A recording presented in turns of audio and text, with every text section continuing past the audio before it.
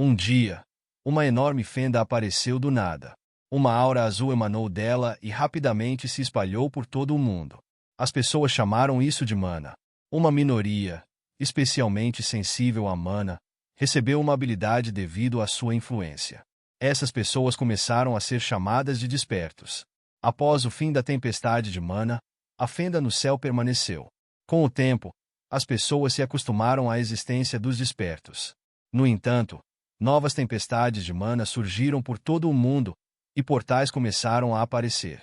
O exército isolou um desses lugares dos civis, mas em determinado momento, a luz do portal mudou para vermelho, sinalizando perigo.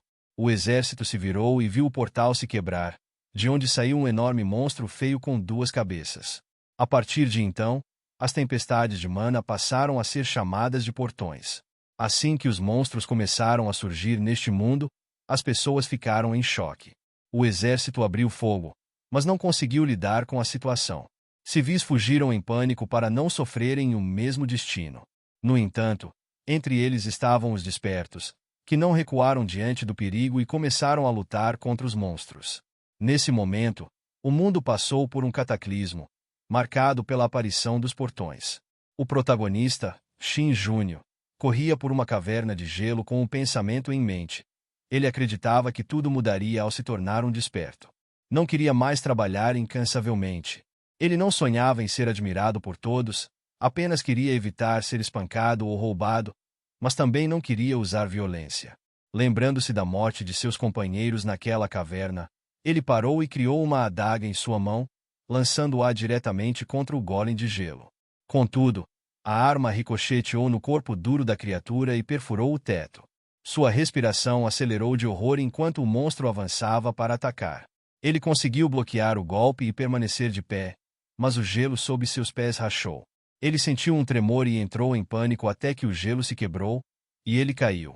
Tudo o que desejava era ter alguém que pudesse chamar de amigo, mas até isso parecia um sonho distante. Ele acabou caindo na água gelada.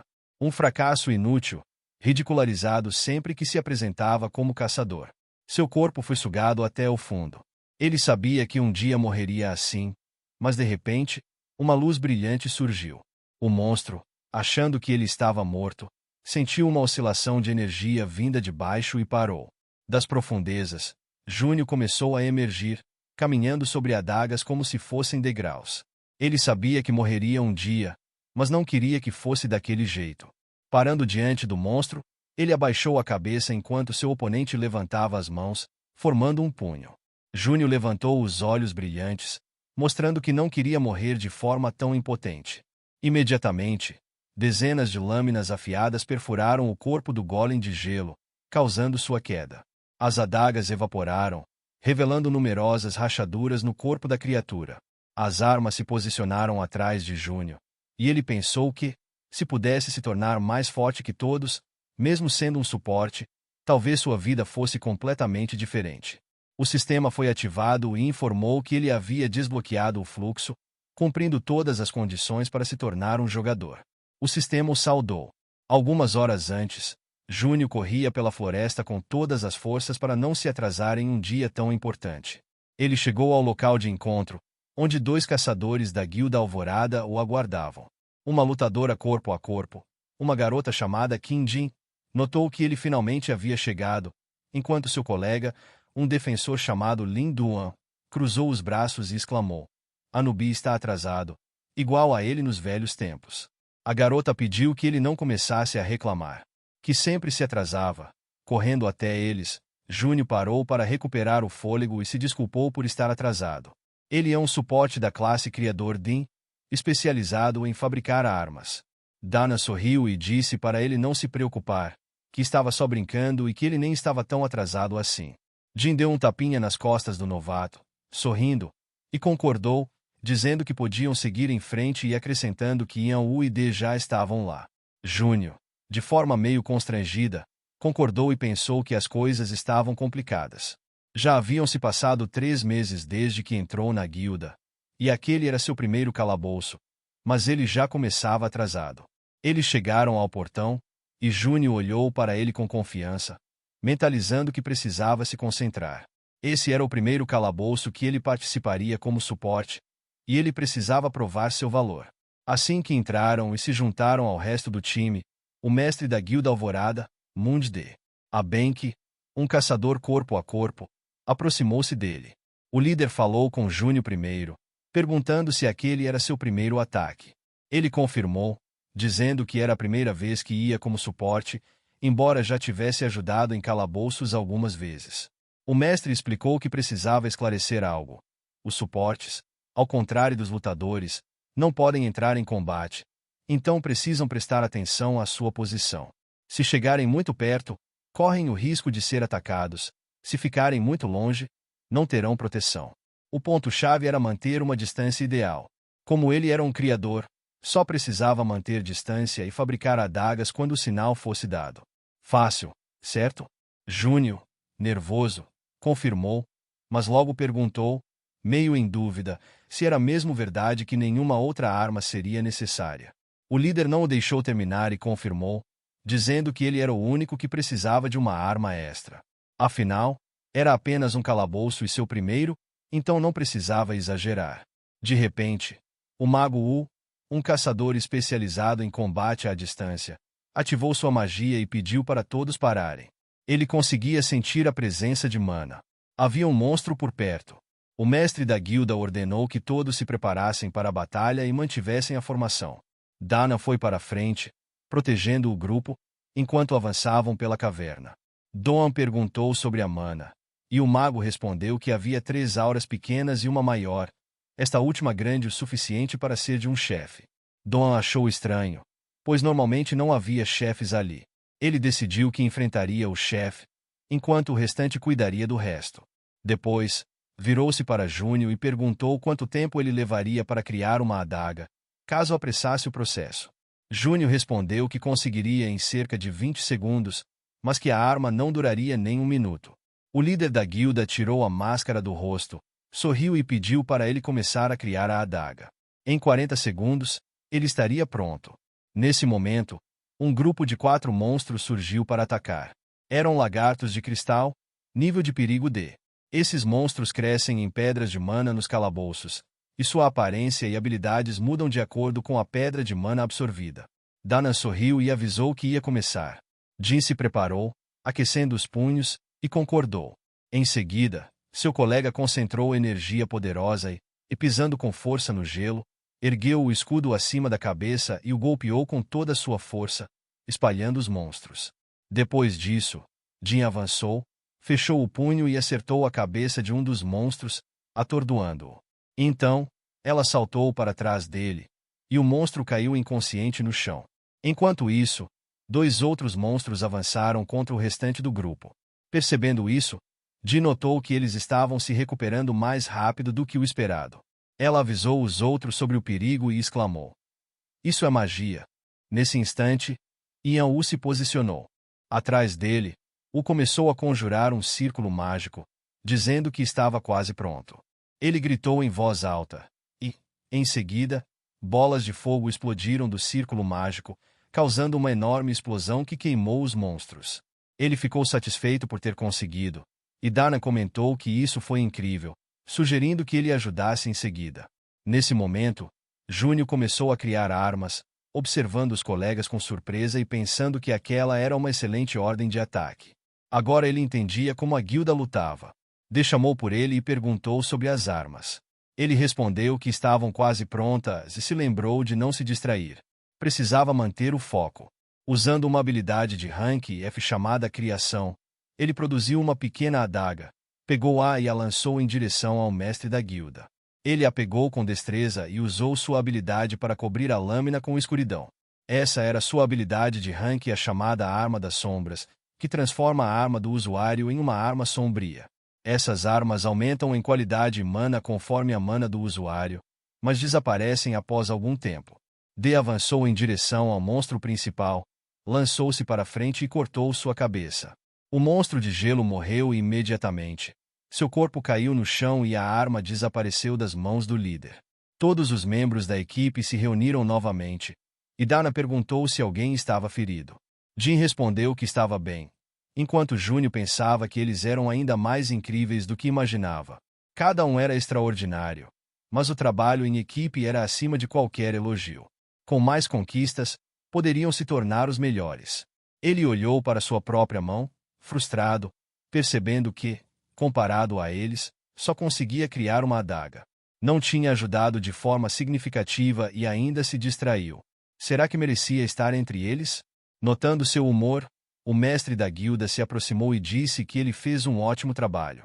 Perguntou se ele não havia se machucado, e Júnior, um pouco confuso, respondeu animadamente que estava bem, graças a eles. Depois de um instante, acrescentou que não tinha sido tão útil, rindo sem jeito. O líder, no entanto, perguntou do que ele estava falando. Graças à habilidade dele, economizaram muito dinheiro. Ele explicou que sua habilidade absorve armas, e ele não conseguiria pagar por elas nem comprando as mais baratas. Por isso precisava de um criador.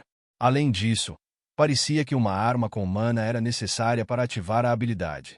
Apesar disso, ele fez um excelente trabalho para o primeiro calabouço. Sorrindo, acrescentou que esperava vê-lo na próxima vez e pediu para que não os abandonasse.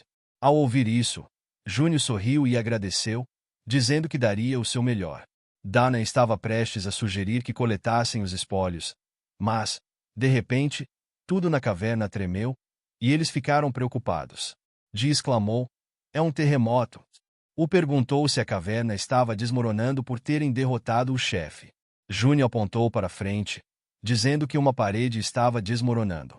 O gelo se quebrou em pedaços, revelando uma passagem para outro lugar, e eles decidiram ir até lá para investigar.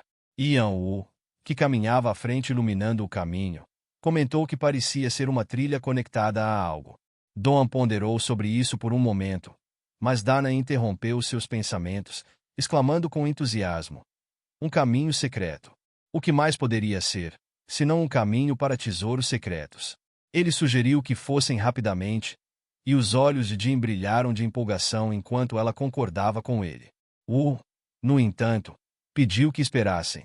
Não podiam simplesmente seguir adiante sem cautela. Doan perguntou se ele sentia algo, e ele respondeu hesitante que não sentia. O líder da guilda sorriu, dizendo que não achava que tudo desmoronaria ali, então eles iriam rapidamente até lá. O restante da equipe ficou aliviado que ele permitiu isso, mas suspirou pesadamente, pois foi forçado a concordar. Doan se virou para Júnior e disse para ele segui-los, e então todos começaram a caminhar pelo caminho. Logo, eles se depararam com um golem de gelo, o que acabou se transformando em uma tragédia para o grupo. Ouvindo o grito do monstro atrás dele, o protagonista começou a correr mentalmente exclamando: "Como isso aconteceu? Todos estavam mortos, exceto ele. Não deveria haver monstros assim em calabouços." Ele nunca tinha ouvido falar de um monstro que a magia não pudesse reconhecer. De repente, decidiu se virar e, ao ver o monstro muito próximo, percebeu que ele o seguia. O golem o atingiu, jogando-o para trás. Ele caiu sobre o gelo duro, e sangue jorrou de sua boca enquanto tentava se levantar usando as mãos trêmulas, mas o monstro já estava muito perto. O protagonista pensou que não podia morrer daquele jeito e começou a criar uma adaga. Ele a pegou, brandiu com um grito alto e a lançou contra o monstro, mas a lâmina ricocheteou no gelo. O golem ignorou o ataque e já estava próximo o suficiente para desferir outro golpe. O impacto fez Júnior atravessar o gelo, começando a afundar.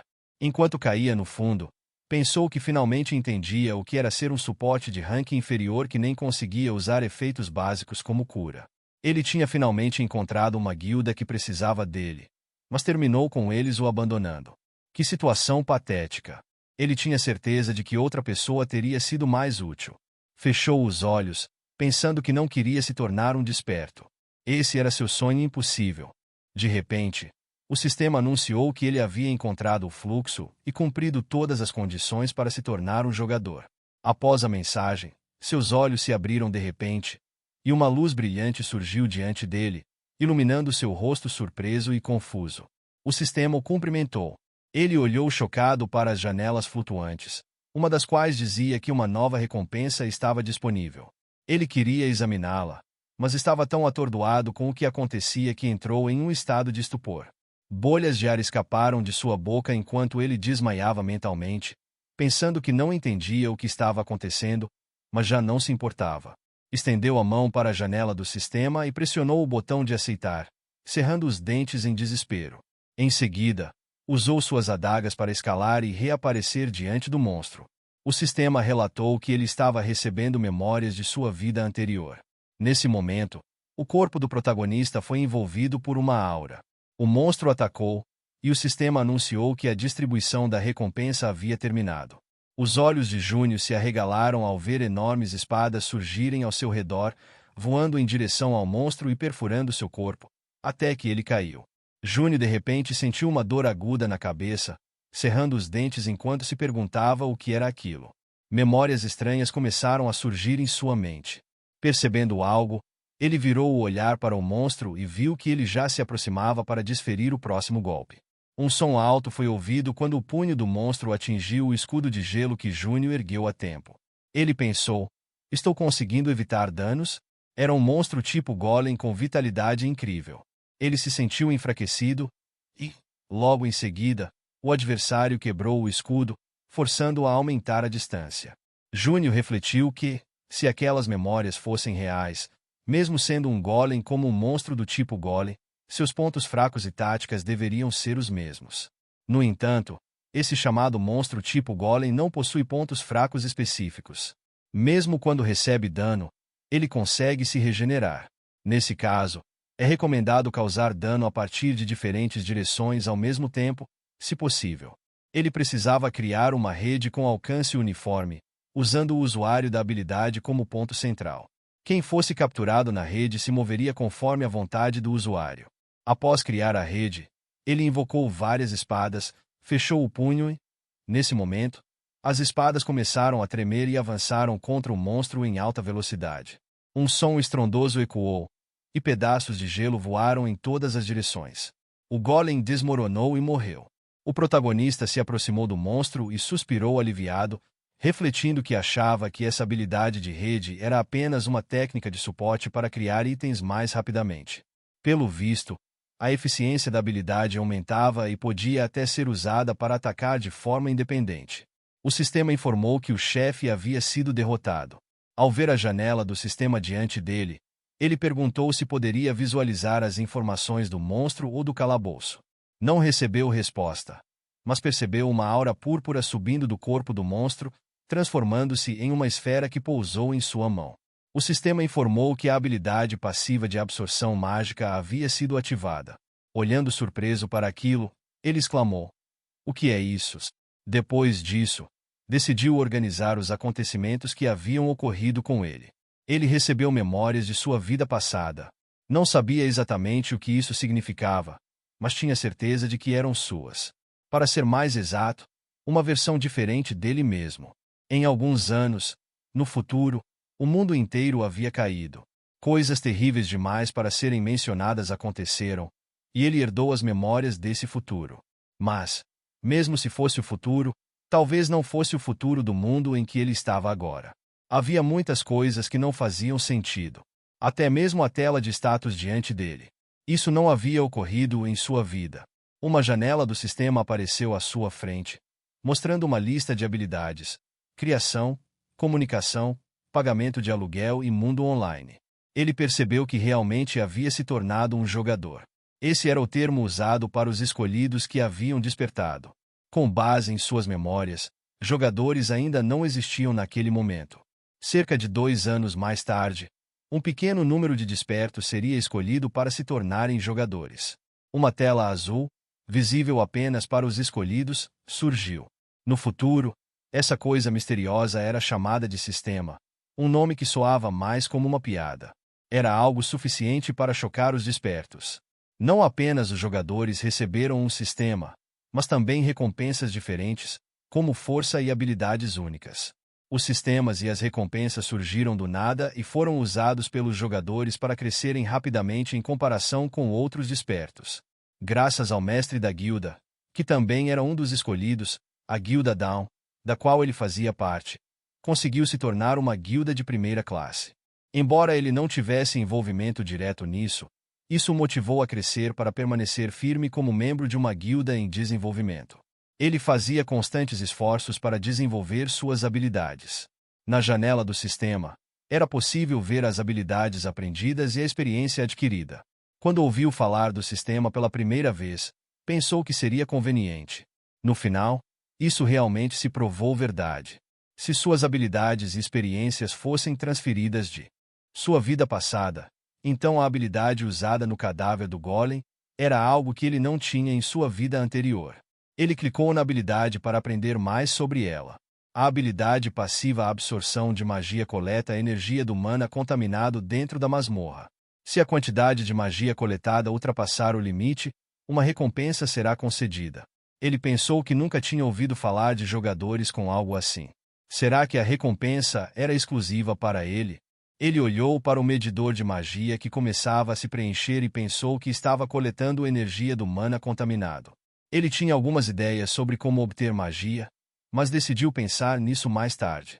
Caminhou até os corpos de seus companheiros e engoliu em seco nervosamente. Primeiro, precisava lidar com os corpos deles. Algum tempo depois, na sede da Associação de Caçadores, uma garota se aproximou de seu colega que olhava pela janela e perguntou se ele poderia ir para casa. Ele não entendeu o que ela queria dizer, e ela explicou que achava estranho. Uma pequena guilda estava limpando uma masmorra não identificada e sofreu um acidente. 4 dos 5 membros morreram, mas o único sobrevivente era um suporte de rank D. Não seria incomum se ele tivesse fugido enquanto os outros lutavam, mas não foi o caso. Ele até cuidou dos corpos deles e os entregou à associação. O portal já havia desaparecido, então não havia mais evidências para serem encontradas. O que ele achava disso? Ela sentia que havia algo errado. Ele não a deixou terminar e perguntou se ela achava que um suporte de rank D seria capaz de matar aqueles caçadores. Ele bateu na cabeça dela com o arquivo e disse para ela cair na real. Não era um caso civil, e ela sabia disso. Mesmo que algo estranho tivesse acontecido, não havia como descobrir o que aconteceu na masmorra. Eles só podiam coletar evidências à medida que surgiam. Ela esfregou o local onde foi atingida e concordou com uma expressão confusa, mas ainda queria contestar. Ele a impediu e perguntou se ela tinha alguma sugestão. Isso acontecia com frequência nos dias de hoje. Ele se afastou e acenou com a pasta, dizendo que, agora, os caçadores não reportam os portais que encontram e desaparecem neles. Se reportarem à associação, haverá um leilão para a entrada. Todos sabem que só receberão uma pequena recompensa, então arriscam suas vidas e vão lá em segredo. Afinal, é quase impossível para uma pequena guilda vencer em um leilão. Ele deixou que ela chamasse por uma investigação adicional ou algo do tipo. Ela fez uma leve reverência e se despediu. Naquele momento, ele saiu para o corredor e olhou para a pasta, pensando. O nome dele é Shin Junius. Ele já havia dito isso, mas isso não parecia um caso normal. A situação era clara, mas ele ainda não conseguia se livrar da sensação de que algo estava errado. Em primeiro lugar, ele agiu calmamente demais durante o interrogatório. Ele testemunhou o incidente sem quase nenhuma experiência em masmorras, então seria lógico que ele entrasse em pânico. Algo estava faltando, mas ele explicou tudo claramente. Claro, é possível que ele fosse apenas desse tipo de pessoa. Ele já conheceu pessoas assim antes, mas definitivamente havia algo errado ali, embora não soubesse o que era. Isso o incomodava. Ele respirou fundo, decidindo que não precisava se preocupar com isso agora. Ele precisava verificar tudo. Junil estava andando pela rua naquele momento, olhando para o telefone e pensando que algo estava errado. Será que aquele era um portal não identificado? Ele não se lembrava daquela masmorra em sua vida passada, e todos os membros da guilda viram o formulário de solicitação do portal. Havia definitivamente um carimbo da associação nele. Mas, se o portal foi registrado como não identificado, alguém poderia ter fingido ser da associação e enganado a guilda Dawn? Ou a própria associação estaria envolvida nisso? O que mais o preocupava era que isso talvez não tivesse acontecido apenas com a guilda deles. Como o investigador disse, pessoas desaparecendo em portais não identificados já havia se tornado um problema. Ele não sabia a história toda, mas as notícias entre as guildas eram sobre pessoas desaparecendo nesses portais não identificados novamente, pela terceira vez naquele ano. Jogadores como o líder da guilda Mundum e até jovens talentos que se tornariam heróis no futuro estavam sumindo. De repente, ele parou, e suas pernas tremeram ao pensar que alguém poderia estar tentando eliminar esses heróis da face da Terra. Isso significava que ele precisaria esconder suas habilidades cuidadosamente a partir de agora. Ele era o único sobrevivente de um caso sem solução. Se ele agisse de forma suspeita, seria alvo. Ele estendeu a mão e abriu a janela do sistema, pensando que tinha cerca de 2 anos até a primeira seleção de jogadores para se preparar. Nesse meio tempo, ele precisava ativar todas as suas habilidades de desenvolvimento. Ele tinha que encontrar uma maneira de evoluir rapidamente sem chamar atenção. Ele examinou as janelas do sistema em busca de uma habilidade útil, e então seus olhos vagaram até parar em algo. Ele sorriu ao estender a mão e encontrá-la.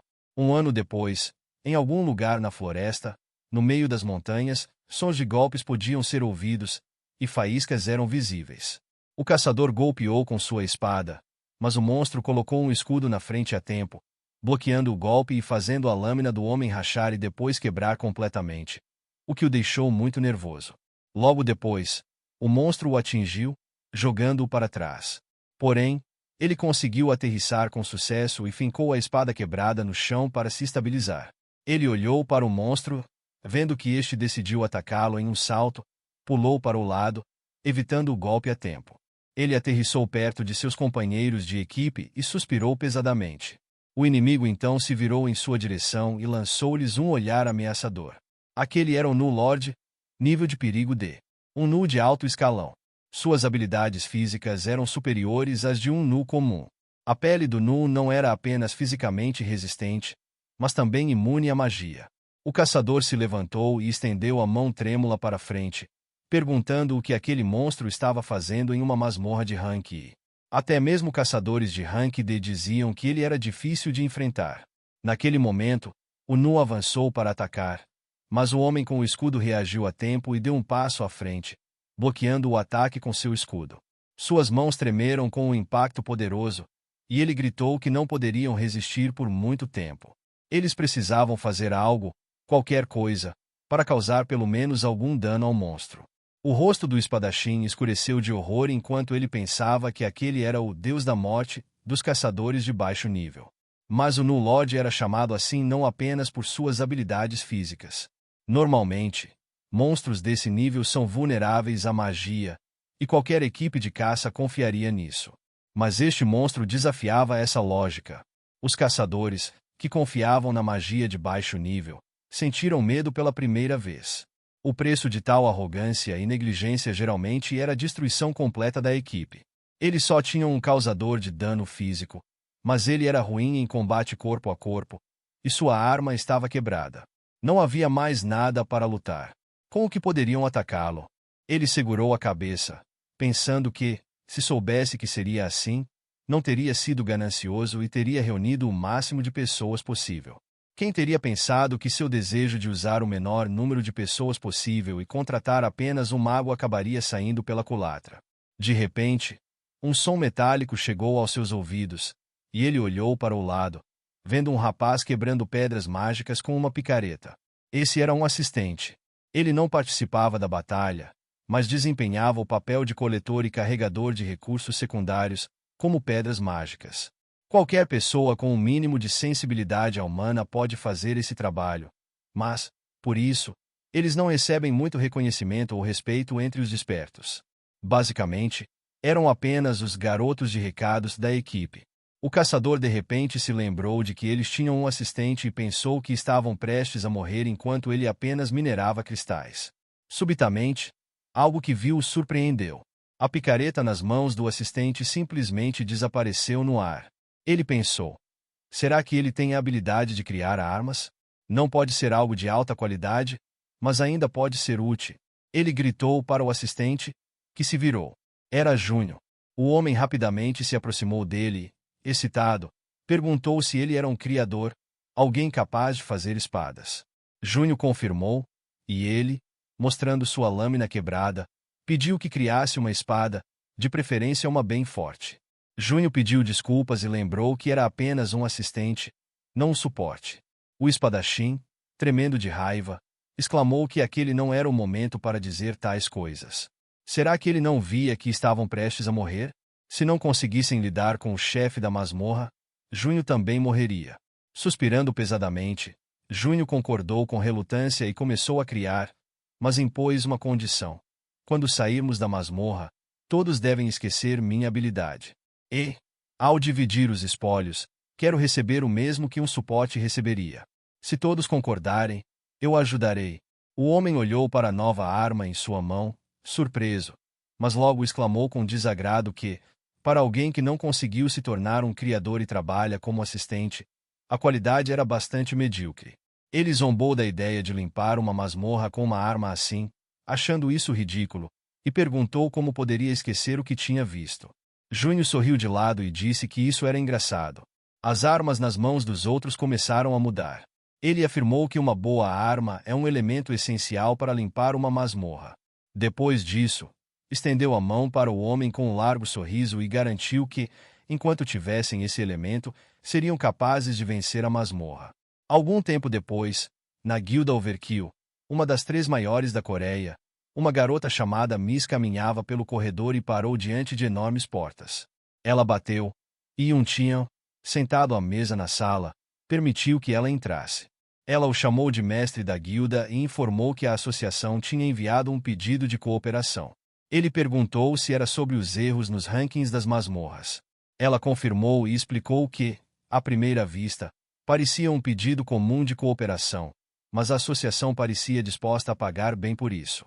Ele franziu ligeiramente o senho, voltando sua atenção para a janela do sistema, e comentou: eles não têm escolha, não é?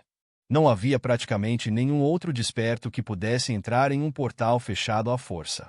A janela do sistema exibia notícias sobre eventos recentes. Outra masmorra rank havia aparecido. Felizmente, ela foi limpa com sucesso. Ele olhou para a foto do grupo que concluiu a masmorra e, de repente, notou um rosto familiar entre eles. Ele reconheceu Junho e pensou: eu já o vi antes, com certeza. Uma masmorra bugada de rank a tinha aparecido em Codon algumas semanas atrás. Ele havia sido enviado para a área. Enquanto estava no local, definitivamente o viu lá. Segundo os dados, ele era um assistente, mas mesmo que novos apareçam, as chances de haver um bug em uma dungeon ainda são pequenas, e os casos de dungeons bugadas com sobreviventes podem ser contados em uma mão. Porém, esse assistente fazia parte de uma equipe que sobreviveu a bugs não apenas uma, mas 2 vezes. Isso não pode ser coincidência. Gal comentou que parecia que dungeons com classificação bugada estavam aparecendo cada vez mais frequentemente. Ele mencionou uma dungeon de rank D que, alguns dias atrás, se tornou uma dungeon de rank B, e toda a equipe foi instantaneamente dizimada. O líder disse que a Associação dos Caçadores deve estar enfrentando muitos problemas. Ela acrescentou que havia muitas críticas à associação, afinal, era trabalho deles analisar, prever e anunciar os ranks das dungeons. Tian fechou os olhos e coçou o queixo, confuso, pensando que aquele cara da associação devia estar sofrendo bastante naquele momento. Ele comentou que as pessoas com a habilidade de invasão estão aumentando e que seria necessário criar um comitê adicional para monitorar a situação. Quanto ao que ele pediu para ela investigar, ela respondeu que procurou em todos os lugares, mas não conseguiu encontrar nenhum ferreiro de armas com rank A ou superior. No entanto, ela recebeu uma arma de rank B de um ferreiro japonês e perguntou se ele queria verificá-la. Ele respondeu que ela sabia que qualquer arma abaixo de rank A seria destruída ao usar sua habilidade e não duraria muito. Levantou-se da cadeira e disse que muitos ferreiros de armas e suportes estavam disponíveis, pedindo que ela procurasse mais, senão ele acabaria destruindo todas as suas armas assim. Ela respondeu que entendeu. Logo depois, houve uma batida na porta, e o vice-líder dourado, chamado Mangun, entrou no escritório, dizendo que algo havia acontecido. Tian se levantou da mesa e caminhou até ele, perguntando o que havia acontecido. Ele respondeu que era uma mensagem urgente da associação. Tian verificou a localização. Era uma dungeon de rank D onde os novatos tinham ido como uma equipe de ataque livre. Ele perguntou qual era o rank atual, e Mangun respondeu que agora era rank C. Tian suspirou e disse que não podiam perder os novatos. Parecia uma emergência, então ele decidiu ir pessoalmente. Logo chegaram ao local do portal, onde jornalistas haviam se reunido. Ao notarem a presença do mestre da guilda Overco, eles imediatamente se voltaram e começaram a tirar fotos, fazendo perguntas. Um deles pediu que ele dissesse algo sobre os erros nos runs das dungeons. Outro mencionou que ouviu que a Associação dos Caçadores enviou uma proposta de cooperação a Overkill e perguntou se isso era verdade. Também questionaram se ele tinha ido pessoalmente porque membros de sua guilda estavam lá dentro. Ele ignorou as perguntas e a garota preocupada que o aguardava agradeceu por ele ter vindo, dizendo que ela não sabia que ele viria pessoalmente. Ele perguntou como estava a situação. Ela se virou para o portal e respondeu que a equipe de ataque que entrou era composta por 6 caçadores, 2 suportes e um assistente. Eles eram todos mais fortes do que o necessário, mas os números não importavam, já que a dungeon agora era de rank C. Ele perguntou quanto tempo fazia desde que haviam entrado. Ela respondeu que cerca de 2 horas. Aproximando-se do portal, ele disse que não sabia quantos deles ainda estavam vivos, mas faria tudo ao seu alcance. Ela fez uma leve reverência e o agradeceu. Depois disso, ele, junto com os membros da guilda, olhou para o portal e jogou sua maleta no chão. Ele estendeu a mão para a secretária, pedindo algo, e ela alcançou a bolsa, de onde surgiu uma luz brilhante, tirando de lá uma espada. Ela é uma suporte de rank bancário especializada em abrir subespaços, mesmo em lugares fechados. Depois disso, entregou a arma ao mestre da guilda, que cobriu a lâmina com chamas e fez um movimento brusco, atingindo o portal. Sua habilidade de invasão foi ativada, e uma pequena rachadura apareceu no portal, que aumentou de tamanho em segundos. Sua habilidade, que força seu caminho pela acumulação de mana, é capaz de destruir qualquer barreira, incluindo o portal. No entanto, ao se mover para outra dimensão, a habilidade de invasão afeta apenas o usuário. Após o golpe, sua espada quebrou, e ele a devolveu às mãos de Eia, que pediu para ele ter cuidado. Ele concordou, decidiu entrar e passou pela rachadura no portal. Uma vez lá dentro, ele parou imediatamente e olhou ao redor, percebendo uma temperatura diferente e mais umidade. Considerando o cheiro desagradável, deviam haver répteis vivendo ali. Pelo fato de o chão estar limpo, era provável que fosse um monstro inteligente. Levando em conta o rank da dungeon, ele deduziu que poderia ser um Lizardman. Esses répteis humanoides de rank D vivem em grupos tribais, e comparados a outros monstros humanoides, têm uma longa expectativa de vida proporcional à inteligência e ao poder de combate. Ele notou muitos corpos de monstros no chão, perfurados por espadas e flechas, e seguiu para outra sala, pensando que, ao observar os corpos, poderia estimar o tamanho do grupo, sua força de combate e o nível da equipe ferida. Pela avaliação preliminar, eles já deviam estar mortos. Enquanto avançava, de repente ouviu sons de luta e vozes. Ele não pôde deixar de pensar no pior. Mas, ao chegar ao local onde a equipe estava, viu algo que não esperava. Os monstros estavam atacando, mas os caçadores bloqueavam e revidavam imediatamente, agindo em equipe. Uma garota disparou uma flecha que perfurou o corpo de um monstro. Tian congelou de surpresa e pensou: eles estão vencendo. Pelo contrário, julgando pelos movimentos, os Lizardmen eram muito mais fortes. De repente, seus pensamentos foram interrompidos pelo que viu no instante seguinte. Um dos monstros derrubou a arma das mãos de um caçador, que olhou para ele em horror, percebendo que estava prestes a receber um golpe poderoso. Tian correu para ajudar, pensando que ainda não era tarde demais, e então, de repente, o Lizardman desferiu um golpe poderoso, mas seu ataque foi bloqueado por uma espada que apareceu de repente, o que o surpreendeu bastante. A respiração do caçador acelerou de medo, e o mestre da guilda, que havia corrido para ajudá-lo, parou e pensou que aquilo era magia, mas logo descartou essa ideia, percebendo que era uma arma criada no ar. Mas quem a criou? Ele se virou e viu o assistente parado ao lado dos cristais, o responsável por invocar a espada. Notando o olhar de Tian, Júnior virou a cabeça para o lado, e seus olhos se encontraram. Ele olhou para os membros da equipe que estavam lutando contra os monstros e começou a contá-los. Quando contou 9 pessoas, virou o olhar para Tian e apontou para ele, dizendo que ele era o 10º. Isso era estranho, pois ele se lembrava claramente de que apenas 9 tinham entrado. O mestre da guilda franziu a testa e perguntou o que ele estava fazendo. Nesse momento, um dos membros da equipe bloqueou um ataque, mas o monstro era mais forte e o lançou para trás. O mago correu imediatamente para ajudá-lo, e o Lizardman levantou a espada acima da cabeça, preparando-se para atacar. Vendo isso, Tian ficou preocupado e imediatamente correu para atacar, sacando sua espada. Enquanto isso, o MC olhou para sua maleta aberta e pensou que não esperava que Yunnan viesse pessoalmente para ajudá-lo. Ele estava carregando uma arma que nem usava. Seria uma reserva.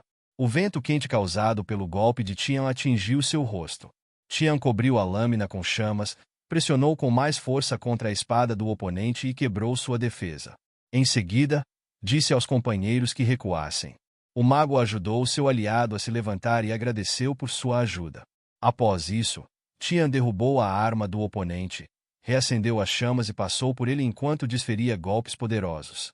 O corpo do monstro ficou coberto de cortes profundos, com sangue verde jorrando antes de seu corpo cair no chão com um estrondo. Tian olhou para sua espada, já bastante desgastada, e pensou que nem estava lutando com toda sua força. Era uma arma bancária, mas simplesmente muito fraca. Ele ergueu o olhar e viu o Lizardman correndo em sua direção.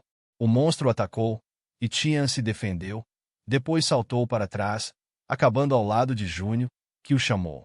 Júnior perguntou se aquilo acontecia toda vez que ele usava uma habilidade, comentando que o desgaste era enorme. Os outros correram para enfrentar o monstro, enquanto o líder da guilda perguntou se ele estava procurando encrenca. De repente, faíscas azuis apareceram na frente de Tian, formando uma arma. Júnior entregou-a a ele e pediu que a pegasse para não destruir mais sua pobre arma. Tian olhou surpreso para a espada e pensou, ele criou isso. Com um único movimento, percebeu que Júnior era um ferreiro de armas, e não um simples, mas muito habilidoso. Ele notou o picareta na mão de Júnior e pensou, porque ele é um assistente. Já ouvirá falar que suportes de rank baixo às vezes entram na dungeon como assistentes, mas seus pensamentos foram interrompidos quando o MC tirou a espada quebrada de sua mão. Júnior disse que havia uma condição. Após limpar e sair da dungeon, Tian deveria esquecer sobre ele e suas habilidades. Tian estendeu a mão para a nova espada e perguntou se ele achava que poderia simplesmente esquecer porque queria. Em resposta, Júnior começou a destruir a espada e disse que, se não pudesse esquecer, ele que fosse cortar todo mundo com sua arma de alto nível. O mestre da guilda suspirou e pensou que a arma seria destruída assim que ele usasse uma habilidade nela. Pensou que mais algumas armas não fariam mal e pegou a espada, respondendo que entendia tudo e prometendo esquecê-la. Júnior sorriu e disse que, se fosse assim, que ele fosse em frente e queimasse tudo. Depois disso, o mestre da guilda correu para atacar o Lizardman furioso. Aproximando-se dele, acendeu a espada com chamas brilhantes e o atacou, fazendo surgir línguas de. Uma chama apareceu ao redor dele. O monstro usou mais força para tentar conter o ataque, mas no final sua espada se quebrou. Tian pensou que só queria refletir o ataque, mas sua arma se despedaçou. Ele olhou para a lâmina e percebeu que o controle estava visivelmente melhor do que o habitual. Seria a arma em si tão mais poderosa. Ele lançou um olhar para Júnior, que estava manuseando cristais de mana na época, e se perguntou: ele é um ferreiro capaz de criar pelo menos uma arma de nível banco. Nesse momento, o monstro decidiu atacá-lo com uma arma quebrada. Ele levantou a espada acima da cabeça para atacar, e Tian se preparou, achando a situação interessante. Agora veremos do que isso é capaz. Será que consigo fortalecê-la? Pensou. Com essas ideias, ele cravou a ponta da lâmina no estômago do monstro e ativou sua habilidade, fazendo as chamas da lâmina penetrar no corpo do inimigo e saírem em um clarão brilhante. Sem perder tempo, o mestre da guilda apoiou-se no ombro do monstro, saltou para trás dele, e em seguida saltou novamente, levantando a espada em chamas acima de sua cabeça. Ele cravou a lâmina na cabeça do monstro, atravessando-a, o que fez a criatura gritar de dor antes de sangue jorrar de sua boca. O corpo caiu no chão. Tian, nesse momento, trouxe a lâmina para perto do rosto e a examinou cuidadosamente, notando que não havia um único arranhão nela. É disso que eu precisava, pensou. De repente, seus pensamentos foram interrompidos pelas vozes alegres dos membros de sua guilda, que gritavam agradecendo por estarem vivos graças a ele. Ele caminhou em direção a eles e comentou que parecia que ninguém tinha se machucado seriamente, o que o deixou feliz. Um dos membros notou Júnior e disse que, com suas armas, eles nem poderiam lutar, mas resistiram graças a ele. O líder da guilda virou seu olhar para Júnior, pensativo, e se aproximou, perguntando qual era o nome dele. Júnior perguntou por que precisavam saber o nome de um assistente. Ele respondeu que pelo menos deveriam se conhecer pelo nome. Júnior, ao fechar sua mochila, respondeu seu nome e se aproximou. Ele olhou para o homem à sua frente e disse que deixaria as pedras de mana na entrada. Tian concordou com uma expressão confusa. Quando Júnior estava prestes a sair, Tian o parou, pedindo que esperasse e sugerindo que o acompanhasse até a sala do chefe, deixando suas coisas ali.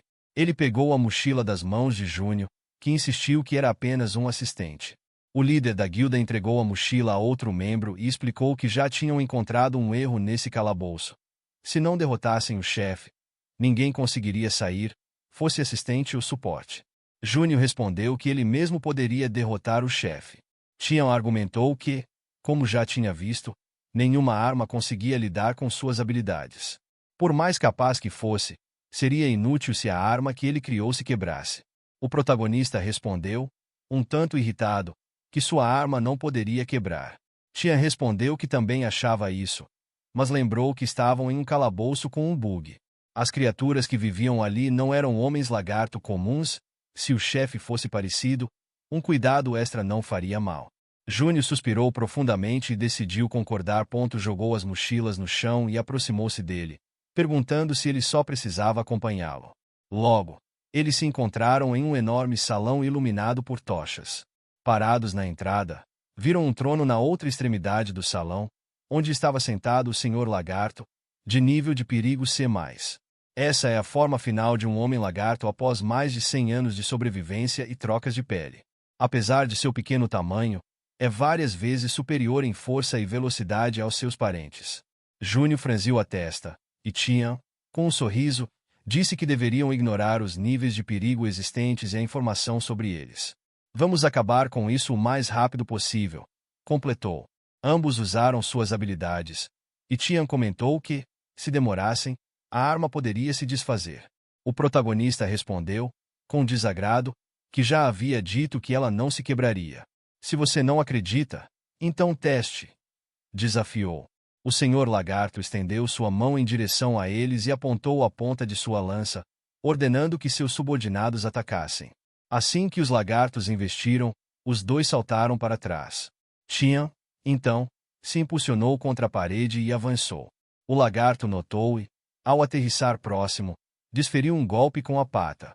Tian ergueu sua espada à frente, mas a besta balançou o rabo, lançando uma poderosa rajada de vento que o obrigou a recuar. Ele se reposicionou e atacou novamente, mas dessa vez o Senhor Lagarto foi ao seu encontro. Suas lâminas colidiram com um clangor alto, e ambos recuaram. O Senhor Lagarto montou em seu subordinado, que começou a cuspir línguas de fogo. Uma poderosa rajada de chamas foi lançada contra Tian, que tentou bloquear o golpe com sua espada. Mas Júnior criou um escudo a tempo, protegendo-o. Júnior permaneceu de lado, observando a batalha, enquanto Tian caiu próximo a ele e perguntou: Você não é um ferreiro? Júnior respondeu que um escudo também pode ser uma arma. Já foi atingido por um escudo. Tian acendeu sua espada com chamas novamente e, com um sorriso, disse que, quando saíssem dali, precisaria perguntar muitas coisas a Júnior. Em seguida, avançou contra o oponente. O Senhor Lagarto balançou sua lança, lançando uma corrente com ponta, que se enrolou na lâmina da espada. Ele puxou a corrente, arrastando Tian em direção à sua boca aberta. Percebendo isso, Júnior estendeu a mão e gritou para ele parar de brincar e lutar a sério. Tian, sorrindo, deixou a arma se dissipar, e um novo equipamento apareceu em sua mão. Ele provocou Júnior, dizendo: Não foi você quem pediu para testar. Com a nova arma, ele desferiu vários golpes na boca do monstro, espalhando sangue. Surpreso, o Senhor Lagarto tentou desviar de um golpe de espada arremessada, mas Tian rapidamente se aproximou e o acertou com um poderoso chute, jogando-o longe. O Senhor Lagarto caiu de seu subordinado, e Tian subiu ao ar. Acendendo sua espada com chamas mais uma vez, Ele desferiu um golpe tão poderoso que arrancou o braço do monstro. Desesperado e percebendo que não poderia derrotá-lo, o Senhor Lagarto virou-se para Júnior, que não havia participado da luta, e avançou com sua lança. No entanto, Júnior já estava preparado. Antes do golpe, ergueu um escudo à sua frente, deixando o monstro sem saída. Nervoso, ele perguntou com desagrado quem achava que era para apontar uma arma para ele. Nesse momento, Tian apareceu atrás do monstro, envolto por chamas brilhantes. O Senhor Lagarto não sabia o que fazer, pois estava encurralado de ambos os lados. Enquanto isso, as pessoas do lado de fora observavam o portal e, ao verem sua cor mudar para azul, ficaram aliviadas, pois isso indicava que o portão estava se abrindo. Alguém perguntou se eles realmente haviam conquistado o calabouço. Depois disso, a equipe da guilda saiu do portal, e os jornalistas imediatamente correram até Tian, perguntando o que havia no calabouço e o que tinha acontecido com o chefe. Os guardas o cercaram para afastar os repórteres. A Gal perguntou a Tian se ele estava ferido, e ele respondeu que estava tudo bem. Atrás dele, os membros da guilda o agradeciam por sua ajuda, enquanto algumas garotas comentaram que, sem ele, já estariam mortas. Enquanto isso, Júnior entregou os recursos coletados a um homem e disse que já havia recebido o pagamento adiantado, por isso precisava ir embora. Ele agradeceu a Júnior pelo excelente trabalho. Tian, lançando um último olhar para a equipe, simplesmente foi embora. Um dos jornalistas se aproximou do líder da guilda e perguntou como ele conseguiu limpar o calabouço tão rapidamente, insinuando que deveria ter sido fácil para ele. O líder respondeu que não estava sozinho, mas, ao perceber que Júnior não estava mais lá, ficou surpreso. O repórter perguntou se ele havia entendido tudo o que aconteceu enquanto toda a equipe se defendia. O arqueiro confirmou, e o guerreiro ao lado dele disse que suas armas haviam se quebrado. Eles não tinham ideia de quão perigoso era. Se não fosse pelo líder da guilda, teriam sido destruídos há muito tempo. Tian ficou surpreso com essas palavras, segurando o guerreiro pelo ombro, exclamou que quem deveria ser agradecido era quem fez as armas. Foi graças a ele que eles resistiram por tanto tempo. O guerreiro, confuso, perguntou de quem ele estava falando. Tian respondeu que estava falando do suporte que estava lá como assistente, mas que também era um ferreiro. O guerreiro, ainda confuso, olhou para ele surpreso, coçou a bochecha de forma desajeitada e se virou para a garota, perguntando se o assistente realmente tinha essas habilidades. Ela respondeu que não tinha certeza. Depois de ouvir isso, Tian virou-se para o resto da equipe e perguntou se eles não tinham visto Júnior criar armas. Todos pareciam não entender do que ele estava falando, e alguém perguntou se ele estava se referindo a uma picareta. Eles olharam para as mochilas que haviam deixado para trás, onde a picareta deveria estar, e alguém comentou que ele nem tinha isso. Outra pessoa respondeu que ele tinha uma picareta, mas devia tê-la perdido, embora tivesse coletado todas as pedras de mana. Tian ficou confuso e se perguntou o que havia acontecido. Ele havia criado armas para todos, e eles pareciam ter se esquecido disso. Ele lembrou-se de como Júnior havia pedido que ele esquecesse tudo sobre as armas criadas. Surpreso, pensou se isso era algum tipo de pagamento. Como ele conseguiu usar uma habilidade de nível tão alto? Seus amigos o chamaram, sem entender o que estava acontecendo com ele. Tian, então, jogou o estojo com a arma nas mãos de seu vice e saiu correndo para procurar Júnior, chamando por ele em voz alta. Júnior estava escondido atrás de uma parede de tijolos, próximo, mas fora da vista de Tian. Ao perceber que não o alcançaria, Tian parou. Naquele momento, os membros da guilda se aproximaram dele, perguntando o que havia acontecido. Ele se virou para Gal e disse que, naquele momento, precisava encontrar alguém. Ouvindo isso, Júnior cerrou os lábios com irritação, fechou os olhos e foi embora. Com o tempo, a Gal apareceu na guilda. O líder recebeu a notícia de que haviam determinado a localização de Shin Júnior. Ele entrou no calabouço Drang perto de Sagu por volta das 13 horas, acompanhado por um grupo de 5 pessoas. Tian elogiou o trabalho da informante, dizendo que era bem próximo dali. Ela então pediu para fazer uma pergunta e disse que Júnior era apenas um criador de rank D. Por que ele estava tão interessado nele? Tian olhou para o tablet e perguntou se ela realmente achava isso. Ele pensou que, claro, Júnior era oficialmente um criador de rank D, Mas era difícil acreditar completamente nisso. Ao analisar as informações gerais, seu histórico e status indicavam que ele era rank D. Contudo, uma habilidade chamava a atenção: Fee. Fee era uma habilidade de rank A. Essa habilidade permitia que, ao criar um item para alguém, o criador pudesse impor uma condição ao portador, e a natureza dessa obrigação dependia da qualificação do usuário. Tian refletiu que a qualificação para usar essa habilidade era extremamente alta. Ele nunca havia encontrado ninguém que pudesse usá-la daquela forma. Era como se a habilidade fosse perfeita para ocultar a verdadeira identidade de alguém. Uma arma feita por Júnior tinha potencial para evoluir facilmente. Tian sabia que descobriria a verdade quando o encontrasse. Ele se lembrou da sensação ao empunhar a espada que Júnior havia criado. Pela primeira vez, sentiu que podia lutar com toda a força sem se preocupar com a arma quebrar. Tian já havia conhecido muitos ferreiros considerados os melhores, mas sempre que usava uma nova espada criada por eles e tentava aplicar suas habilidades, a arma acabava quebrando. Mesmo os ferreiros mais confiantes ficavam desolados ao ver suas criações se despedaçarem. Nenhuma delas atendia às expectativas de Tian. Além disso, as habilidades desses ferreiros eram limitadas a criar armas normais. Entretanto, Júnior parecia transcender essas limitações. Sua capacidade de criação parecia não ter barreiras. Tian pensou que talvez estivesse diante de algo inédito, uma habilidade que Júnior ainda não usava plenamente por falta da arma certa. O tempo médio para limpar um calabouço de rank D com uma equipe de 5 pessoas era de cerca de 4 horas. Considerando o tempo restante, faltava aproximadamente 1 hora. Com isso em mente, Tian levantou-se da cadeira e perguntou a Ezu o que mais havia na agenda para aquele dia. Ela respondeu que ele tinha uma reunião com o mestre da guilda Yu às 19 horas. Ele passou por ela a caminho da saída e pediu que cancelasse a reunião, dizendo que sairia mais cedo. Ele queria garantir que não perderia nada. Enquanto isso, dentro do calabouço, a equipe lutava contra orcs. Um guerreiro perfurou o estômago de um orc com sua espada, matando-o. Ao observar o corpo cair, ele ficou surpreso, pensando que aquilo não podia ser verdade. Será que foi o assistente quem realmente fez essa espada? Ele refletiu que, para tanto mana destruir a arma de um chefe, a habilidade usada devia ser, no mínimo, de rank C, talvez até superior. Quando sua própria arma quebrou, ele pensou que estavam acabados. Mas,